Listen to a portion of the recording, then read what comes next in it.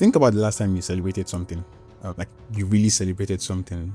Let's say your birthday, for example. Maybe that day you posted, you called people, people called you, sent you sweet messages, and you just felt so full that day.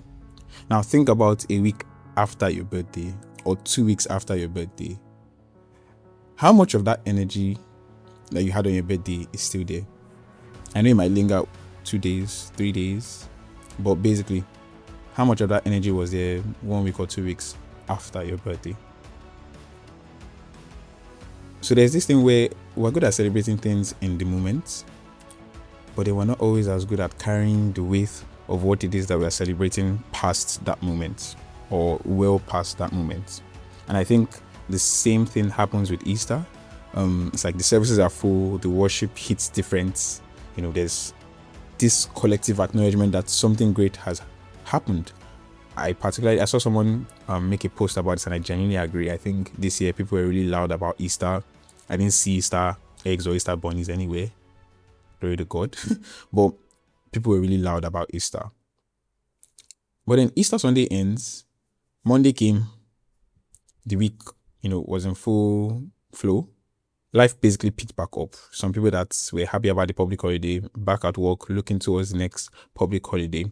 And the thing that we spend the whole season talking about, the cross, the resurrection of Jesus, the finished work of Jesus, essentially, quietly goes into the background for some people until next year, anyway. And I'm thinking about it, and I'm saying, I don't think that's how it's supposed to be. But are we back to that, or I'll come back to that?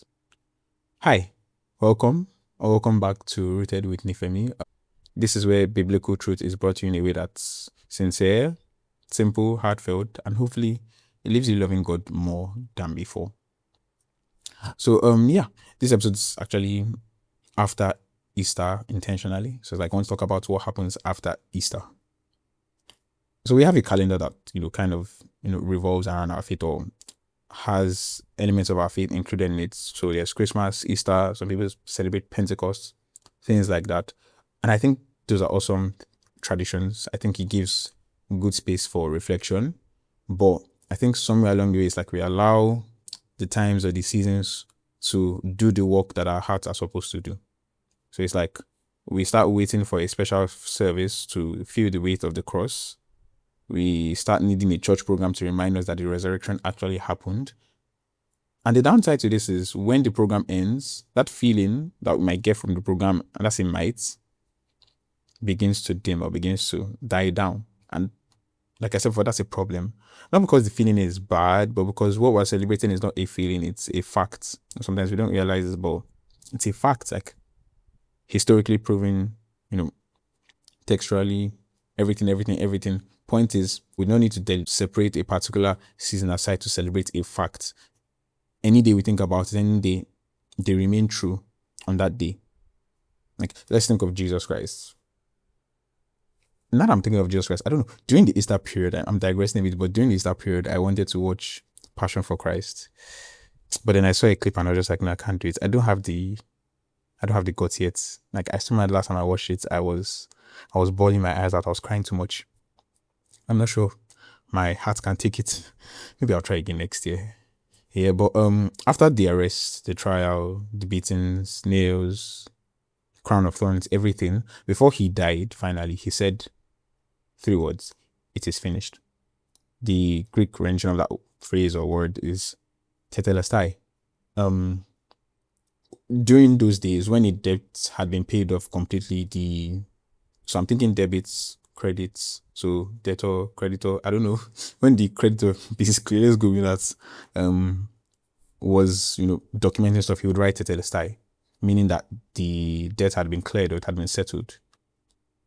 When a priest examined the sacrifice and found that it was without blemish, he would say tetelestai, the offering is complete. I'm not saying that they might necessarily say that, but like that was the idea. The offering is complete, fully acceptable before God. So essentially, when a task is fully accomplished, tetelestai, the work is done. So when Jesus said those 3 words on the cross, he wasn't saying, "Oh, I give up."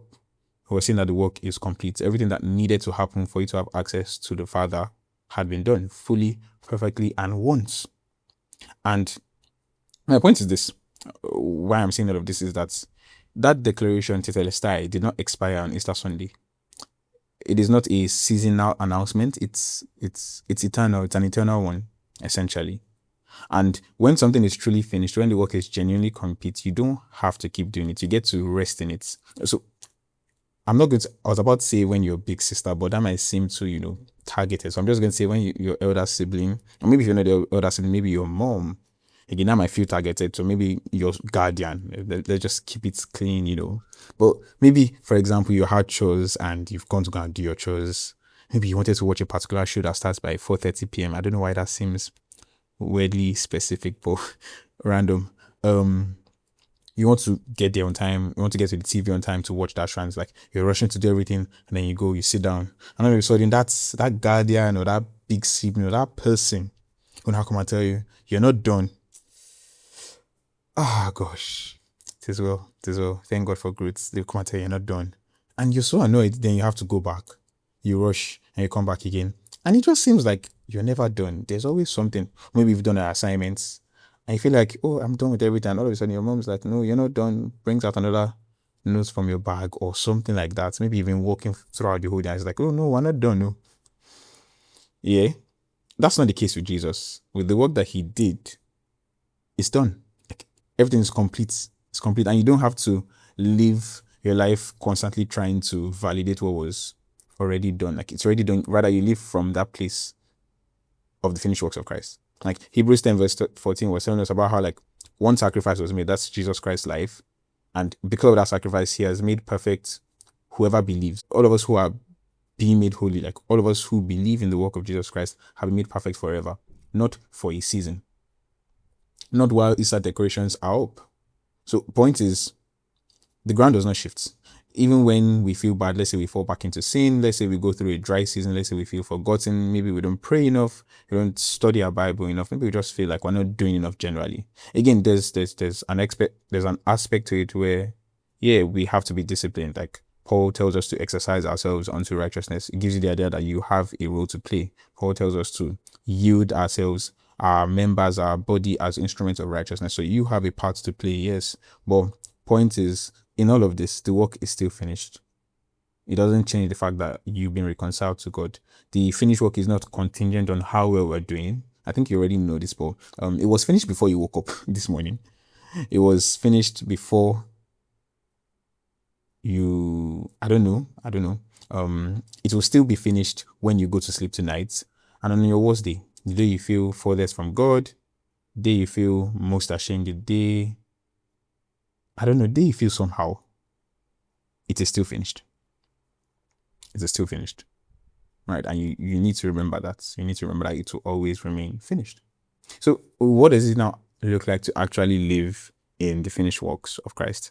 I don't want it to just be an idea. I want it to be something that I can actually practice. I think there's this one that I love so much, and I'll say it like this. It looks like waking up and remembering the gospel. The first time I heard someone say this, it blew my mind. It's just like you wake up and the first thing that you think about, I know there's the whole walk and everything, but if you just wake up and you take 5 minutes, I know sometimes even 5 minutes, it might not seem, because maybe sometimes you're already late. Like when you're waking up, you're already behind your schedule. But I'm like, if you're already behind your schedule, will an extra 5 minutes change much? I don't know. I'm just saying. But point is, if you wake up early, if you're that disciplined, which should be the norm, I'm trying as well. But you wake up early, 5 minutes, you just spend 5 minutes thinking about the gospel. Like take time to actually think about it. I was talking with a friend of mine recently, and we were just reminiscing about our lives before Jesus, came and changed us. And it's like, sometimes I cringe. I'm like, oh, thank you, Jesus. Thank you. Like, that song, Thank You for Saving Me, it's so real. When I was younger, I might have just sang it because the tune was nice. But now I'm like, Jesus, thank you for saving me.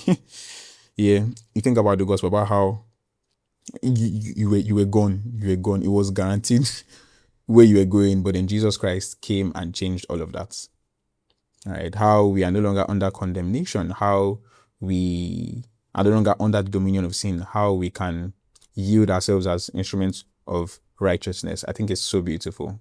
All right, thinking or living in the finished works of Christ also looks like going back to God when you fall into sin. All right, so instead of you wallowing in shame or self-pity, right, which is, I think I've said this before in an episode, but it's a form of pride. But instead of doing all of that, you go back to God, you run back to God, because you know that the work is still finished, right? So it looks like whenever you sin, fall short, do anything, right? You come back, tetelestai, the work is finished. So it looks like gratitude as well. It looks like gratitude that is not dependent on the prompts. Like basically, you do not need something to prompt you to feel gratitude. It's just this daily awareness that something was done for you that you could never have done yourself, and it was done freely, completely, and it is still standing right now. So it's a daily reality sort of. So yeah. Point is, don't get used to what Jesus Christ has done. Don't let the cross become background noise. Don't let the resurrection become a theological fact that you acknowledge every now and then. Let it be something that actively moves you. Let it be something that steadies you when your life is shaky. Right? It's like when you go through the toughest of moments, when you feel you're too broken, remember that the cross has already answered or solved that problem a long time ago, and the solution is still standing today. It is finished, not was finished, is present tense right now. Like right now, as I listen to this. Yeah. So every ordinary day, the resurrection is still real. Every normal day, every time you go to God in prayer, you have access because of what is/was finished. Every time guilt tries to pile up and you remember, the work is finished. All right. So carry it with you, not just on Sundays, not just on Easter Sunday, not just on Easter season. Every Wednesday morning that you wake up and you don't feel in the mood, every Monday, see that Monday is very serious, but every Monday, remember it, right? Every quiet and ordinary day, remember it, because it is still finished. That's the whole point of this episode. It is still finished. And that's a wrap for the episode. Thank you for listening. Again, I just want to say I'm really happy that you're here. Thank you for listening. Sometimes I'm like, I recorded something for this long and you listened, you made it to this point. Much love. I think I want to start like maybe taking like topics. So if maybe there's something that you come across like, oh, this came to mind, how does someone navigate this, or what is the Christian perspective of this or on this? How do we answer this question? Different things like that. Like I have some stuff I want to talk about, but I'm also open to accepting things like that. Genuinely want to hear what you might want me to talk about, or give me an idea of something that you want to hear about, or at a particular things as regards the Bible that confuse you, or that get you scared, or that give you doubts, basically. Right? Very, very open to giving a take on that. And yeah, so please that's YouTube. You can leave a rating. Sadly, you can't comment. Spotify disabled that, but you can leave a rating. And the other things, share this with someone. Bye. Stay rooted.